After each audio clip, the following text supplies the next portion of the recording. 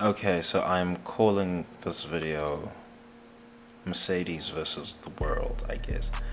This is like gonna be the flavor of news around Mercedes all season, unless they actually, uh, unless they actually find some meta shifting performance upgrade in their car. This is just gonna be the story around them all season, and also the Bottas versus Mercedes thing that will probably be going on for a lot of the season, unless Spain changes a lot of things. After Spain, you're looking at Silverstone, and after that, maybe Hungary or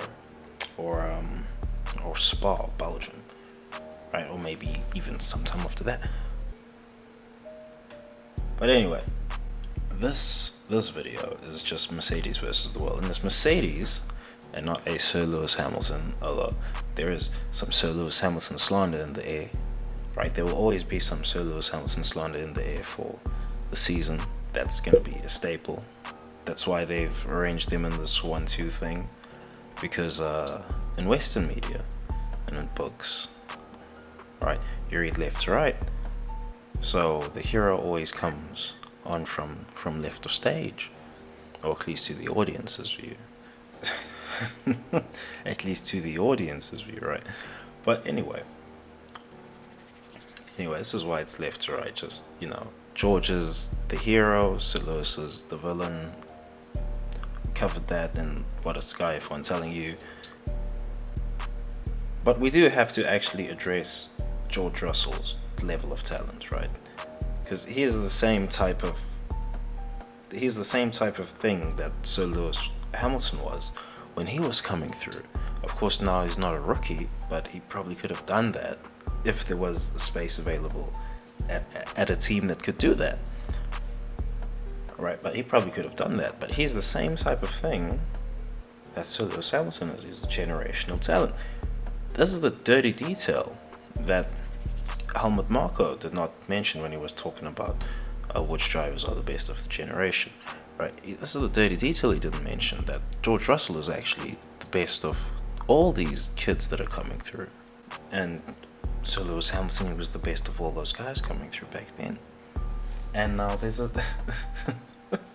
So George, and what backs up George actually being the best of them all? Well, when these guys sim race with each other, your George Russells, your Lando Norris, your Max Verstappen, your Charles Leclerc, when they sim race with each other, George is far and away the fastest of them, and like by some distance, like it's not even close, right? Really, it's not even close. Like really, it's not even close against these guys who are really serious racers. So Lewis Hamilton, he's against a real monster of a driver, but he's still keeping some cards close at hand, right? There's no reason for Sir Lewis Hamilton to show George Russell the whole book of knowledge, right? There's no reason for that. This isn't a championship challenging car. There's no reason for him to show him all of that. He'll show him some cool esoterics here and there, right? Just for Mercedes drivers only, here and there. He'll probably show him some of those. And yes, so Lewis Hamilton, he is in the craft. I don't know which secret society he's a part of just yet, but he is in the craft. Believe you me, with all those tattoos that he got on himself, he's got some knowledge. He's got some knowledge. He knows what's going on. He is in the craft. But George Russell, he's there to be a sponge from Sir Lewis Hamilton. Right? He's there to be a sponge from this guy. And and Sir Lewis, he knows this. So he can't show him all the tricks of the trade. He's not going to go all out. Right? Yes, it is from a strictly racing competitive standpoint. Yes, it is the wrong move for him to not pit in Miami and get some fresh rubber and try and launch an assault that way. Yes, that is bad racing from him. That is actually bad racing from him. But he knows this. So Lewis, he knows this. He legit knows this. Just like in Imola. Just like he was doing the badness on purpose right there. He was doing the badness on purpose. Like there, it was actually just making a statement on the car. Here in Miami, it's actually just okay. There's no reason to show George all of the secret lines that you can do on this track. There's no reason to show him all of those. Right? There was no reason. This isn't a championship challenging season. That's compounded because George Russell, he's looking at the data avidly, right? He's really interested in the data, and there's less for Sir Lewis Hamilton to learn from George Russell's data. It's just the way it is. But George, he's looking at the data avidly, and he knows when Sir Lewis is putting in the work for the weekend or not. He knows. You can tell from the data, so he'll know. And that's why when he's doing a smile, when he smiles, end of the weekend, it's probably been a really good weekend. Sir Lewis has been on it. And when Sir Lewis smiles, likewise, he's probably been on it and gotten the best result that you would get with the decisions made. Max Verstappen, they'll never say this out loud, right? He learned so much. He learned so much about this racing thing by racing against Sir Lewis Hamilton in a really highly contested season. He learned so much from last season. Whether the final result was fixed or not, what have you. He learned so much and he's gonna take that knowledge forward now.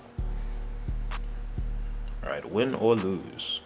Right, he still learned a whole lot from that season, and he's now a more complete driver now from that season. Charles Leclerc had like a middling kind of championship fight when Ferrari were doing a thing with the engines. He had a middling kind of championship fight over there. Might have learned a bit from that, maybe not so much. But Verstappen going up against Sir Lewis in a real championship fight all the way to the end, and this kid would have learned so much more if the result was actually the real result. He would have learned so much more, right? He would be like an indomitable monster this season. Right? He probably is, right? But I mean, there wouldn't have been those reliability issues to start off with. There might still be reliability issues, right? But there wouldn't have been those reliability issues to start off with. Everyone would have been working like 100% at the factory and all of that. And, he would probably be leading the championship right now. And this is why I actually consider luck a real component in this Formula One thing, right? Because you have to make your own luck by behaving well to some extent. You really do. And it's noteworthy that Michael Schumacher even got 7 championships with, some of his behavior on circuit, right? I don't even think he meant it at the Monaco thing. There's this Monaco incident. I don't even think he meant that one, right? But because there's precedent of Jerez 97 and Damon Hill with him, Damon Hill in Adelaide. It was really hard to kind of give him benefit of the doubt. So Lewis, as Luciano Berti said, I'm not going to bother getting the news piece for that one, but as Luciano Berti said, right, he's the cleaner 7-time world champion, and that kind of matters because Alonso, he's not having good luck now. And the dirty little secret is that Alonso has actually been driving at a high level this season at 42, and that kind of spooks the elites. It does really kind of spook them because Alonso's still doing the thing at 42. Like, he's really good at it. Still, he's been unlucky with a lot of results. Well, it'll be interesting to see what his form looks like through the season, Fernando Alonso. But he's been driving at a really high level. It's the one little detail we won't talk about. So Sir Lewis, being Sir Lewis, he can still be challenging for 4 championships at 42. He can still be doing that. So when the Silver War comes, it's gonna be, it's gonna be a humdinger. It's gonna be a slobber knocker. It really is. Now, now of course, everyone has been saying their piece. I say everyone. By the end of the season, it will probably be everyone. But anyone who wants to get their piece in is getting their piece in. So this is why this is like the last time I want to really be talking about Mercedes. This isn't really like, it's not really F1, but it's not really F1. But you got Jacques chiming in. This is Jacques Villeneuve doing this, and he says that George Russell has superseded Lewis Hamilton as the team's leader. I mean, if you want to say that, but as soon as the car is a title challenger, it's a Silver War. I mean, he's got to know this, right? He's got to know that you got to be smarter than that, Shaq.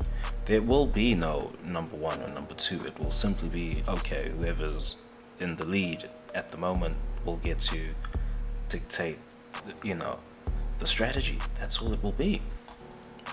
That's what it was before. I don't know what else it would be. Well, actually, no. The following driver can actually start an undercut if he so wants to, but is that really going to be valuable at the top of the thing? We'll have to see. This is why the Silver War that will come when it comes will be really fascinating. But the way Mercedes are set up, there is no supersede. Like, there is no supersede. Otherwise, Nico Rosberg wouldn't have been given the opportunity to actually challenge for championship. There is no supersede. It's just a race between the drivers if they happen to have a title challenge. And the thing that's gonna be so next level about the Silver War that's gonna come is that these two are gonna keep it clean. It's George and Sir Lewis. They'll keep it clean. Will they collide? Probably, but it will just really be an accident. It will really be an accident if it does happen. But they'll keep it clean.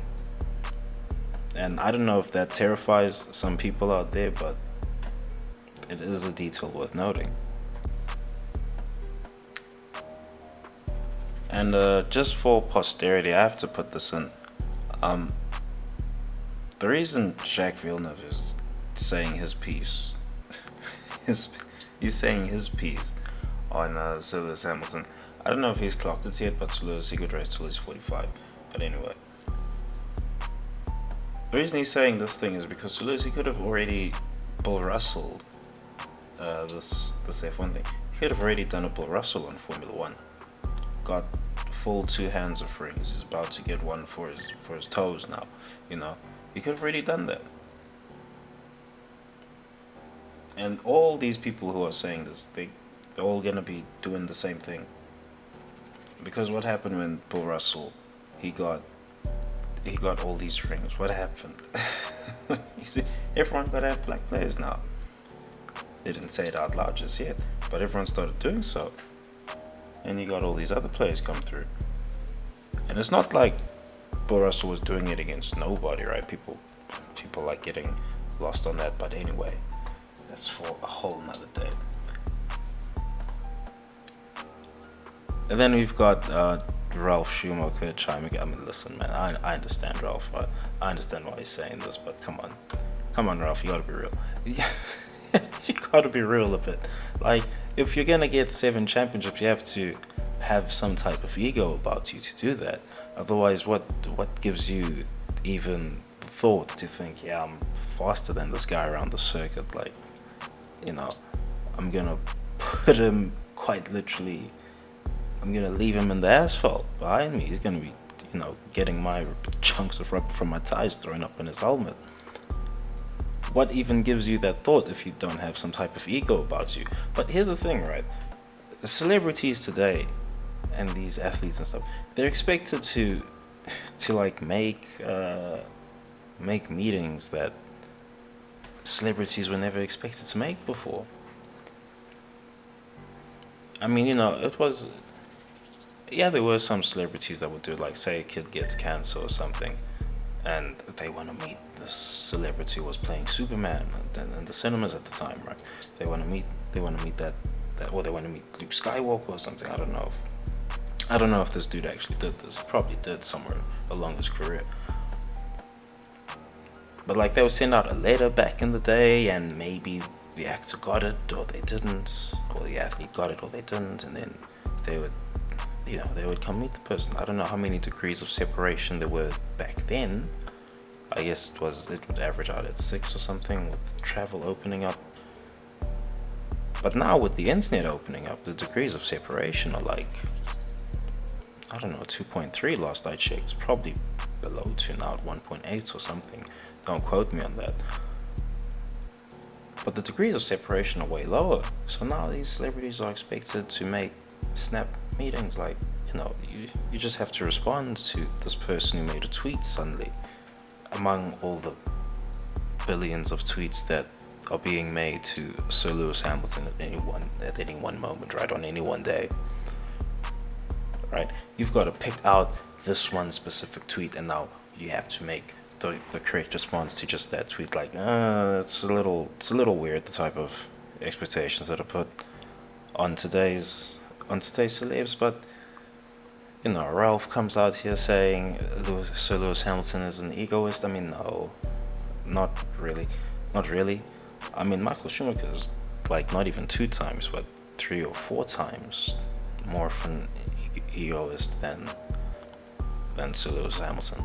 I mean, really, if we're being frank about it, Ralph. If we're being frank about it, come on now.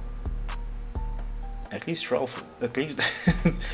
Lewis is willing to race against his teammate. At least he's willing to do that. Your brother Ralph, he didn't do none of that. So, humble yourself just a bit. And this is kind of where, like, I get the sense that F1 is metaphysical in this way. This is where I get the sense that luck matters in the sport, because Michael Schumacher probably could have gotten more than he probably could have gotten 9 championships, but he behaved badly here and there, and didn't end up getting them. He got 7 though. Sebastian Vettel, he did what was that? Multi 21 incident in Malaysia. He did that, and they're supposed to finish 2-1. So Lewis Hamilton, anytime the team say, yeah, we're finishing in this order, if there's really nothing to gain, he says, yeah, sure, we'll finish in this order. But if there's a championship fight, and it's recognized that there's a championship fight on, it's a different thing. Although Sir Lewis and Nico and Bottas, I suppose, they still make these concessions in championship fights. The likes of Sebastian Vettel and your Michael Schumacher and your Alonso, they do not make these concessions, and so they don't luck out later. Right, and you have to actually sacrifice some ego to make those type of moves. So I should actually give Rosberg a little bit of credit. When he knew he wasn't fast enough, he would back out and do the team thing. Or when he just didn't want to race at that level. Maybe he just was spooked by track conditions or what have you. There was a Monaco Grand Prix and they waited that. But anyway.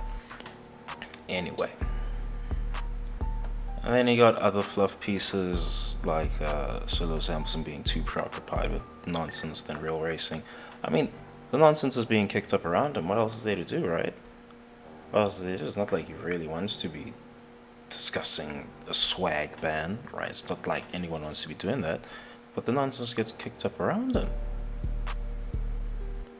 So of course he has to be preoccupied. Now they're insisting that he removes the swag. You understand? They're insisting that he removes it. So now he has to be thinking, which cosmetic surgeon am I gonna go to get these out with minimal interference on everything? This is the thing he now has to think about. So his mind can be wherever else it may be. It didn't have to be that way, but people made it that way, so here we are. And likewise, other fluff pieces like Sir Lewis Hamilton's falling out of Forbes' top 10 best paid athletes. I mean, this is not news. This one is not news. I mean, it is news to someone out there, but it's not news really. But the only news that matters, right, the only news that actually matters that came out, forget about all this other news, right, the only news that actually matters relating to Mercedes is that they have committed to this zero pod concept. They've committed to it. They're gonna do the thing. Okay, so they're convinced by it, whether it's got engineering issues or not, whether it's actually solvable or not, whether, you know, stealing Red Bull's skids can fix it or not. They've committed to it. Okay, they are not particularly interested in changing the concept, and that also affects George Russell. You see, this is why people really shouldn't worry about this. That also affects George Russell. The car also has to be good enough for George Russell to eventually win in this thing. Because Sir Lewis, he can stay till 45 if he wants to, looking at how Alonso is performing. So this is a real thing at the end of the day. And then Mercedes explained they're going to have a dual upgrade program. Okay, Mercedes, we'll see how that goes. Right, everything at the end of the day is a performance upgrade. Right, that's the thing. Everything at the end of the day is a performance upgrade. But they're functionally saying is that they're doing it on two streams. That's all it is. There's going to be performance upgrades. They're going to bring, they're calling it performance, quote unquote. And then the other issues, the bouncing issue, specifically bouncing and porpoising and handling. We can just call it handling. I don't think they've called it that specifically, but that's all it's going to be really. But it's all going to amount to performance upgrades at the end of the day. So we'll just have to see how exactly this pans out for Mercedes. Spain is a very valuable checkpoint on the season. It's the first annual time for upgrades, so it is a very important marker of the season. After that, I have to look at the calendar again, but usually it's Spain and then Silverstone and somewhere else after that. You know, pick your poison after that. Kind of this is pick your poison after that. But really, Spain, if whatever upgrades Mercedes bring to Spain don't actually solve their porpoising, then don't solve their car, right? They can still bounce like the Ferrari and be fast. That would be one thing. But if whatever they bring doesn't actually solve the car, then yeah, it's not a season for Sir Lewis to show George Russell all the knowledge. And Sir Lewis, he knows this. He's gonna get the results for the team. That's all that really matters. He's already top of the leaderboards. All of them. Like, quite literally, right? Even on principle for championships, he is top of the board because he's the cleanest 7-time world champion. And that's why I believe Sir Lewis Hamilton is going to find himself in lucky situations as he gets older in his career. He's not going to come up like Alonso or Sebastian Vettel, who probably still have the level of driving, but they're just not going to find themselves lucky enough to get into good cars. But anyway, that's the video. Do take note of George Russell. He's a very talented guy that Sir Lewis Hamilton is going up against, and this is why they get excited every single time he's faster, because it's, you know, as far as they're concerned, it's real. Well, George will know when it's real, right? I mean, he would have celebrated anyway at Miami, right? Because he put on a really good drive. That was a really good drive from George in Miami. So he would have celebrated anyway. But it's even better because Sir Lewis is also smiling end of the weekend. So he did drive the car to the maximum. And he didn't show whatever hand he didn't want to show. So everything's actually rosy in Mercedes. So I call it Mercedes versus the world. Because everyone's just going to be doing their thing. There's other storylines to get to this season. This Mercedes one, it will rumble on. There'll be the Bottas versus Mercedes thing to keep on bringing it to relevance. And yeah, that'll be it. I could cover it all season. I mean, I'll just cover it when Bottas makes a scene, I suppose. That'll be the underlying meta coverage of this thing. But otherwise, unless Mercedes really transform their car in some way, I'm not really going to talk about this thing. I'll get to Sir Lewis Hamilton and them not calling him Sir. I'll get to that once we've seen them not call him Sir on the race coverage for long enough. We'll get to another note for posterity. Commentary was really disappointed when George Russell was knocked out in Q2. They were really disappointed with that. And then that's when it clicked for them that, they actually want this Mercedes situation to be fixed. This is why I said Brundle was on form for the weekend, because it clicked for him that, this is actually also the car that George Russell has to drive. So however they look at it, they need this car to be good. So, that's why I'm not going to worry about any type of conspiracy or what have you going on in there. But anyway. But otherwise, that's the vid. Peace.